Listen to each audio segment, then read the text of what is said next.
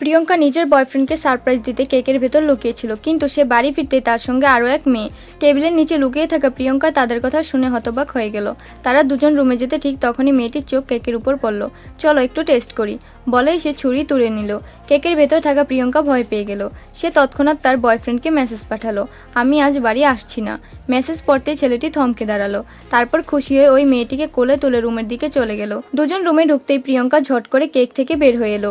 সে ছুরি তুলে নিল। হিসাব এবার সমান করতে হবে। ঠিক তখনই বাইরে থেকে আবার শব্দ হলো। আগে সেই মেয়েটাই। প্রিয়ঙ্কা দ্রুত আবার টেবিলের নিচে লুকিয়ে পড়ল।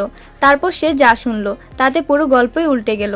মেয়েটি ফোনে বলেছিল, আমি ছেলেটাকে সামলে রাখছি, তুই আরামে বাড়ি পরিষ্কার কর। প্রিয়ঙ্কা বুঝে গেল এটা শুধু প্রতারণা নয়, চুরির প্ল্যানও চলছে। সে চুপচাপ স্টোররুমে গিয়ে লুকিয়ে পড়ল। কয়েক সেকেন্ডের মধ্যে চোর ঘরে ঢুকে জিনিসপত্র খুঁজতে শুরু করলো। প্রিয়ঙ্কা একটা প্ল্যান করলো। সে নিজের হাতের ব্রেসলেট খুলে আস্তে করে দরজার দিকে সরিয়ে রাখলো, যাতে চোরের নজর সেদিকে যায়। ঠিকই হলো, চোর ঘুরে ব্রেসলেটটা তুলতে প্রিয়ঙ্কা দ্রুত দরজা খুলে তার মুখে কিছু ফু দিল।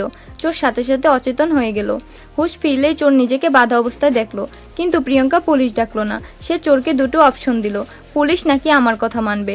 মহা চোর এক মুহূর্ত না ভেবে দ্বিতীয়টা বেছে নিল। কি করতে হবে?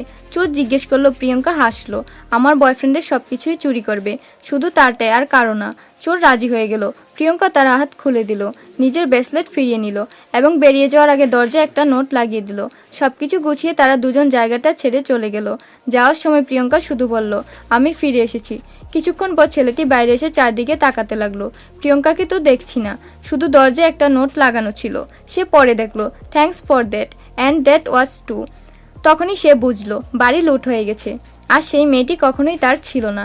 এরপর কি হলো জানতে হলে ভিডিওতে লাইক করে চ্যানেলটি সাবস্ক্রাইব করুন।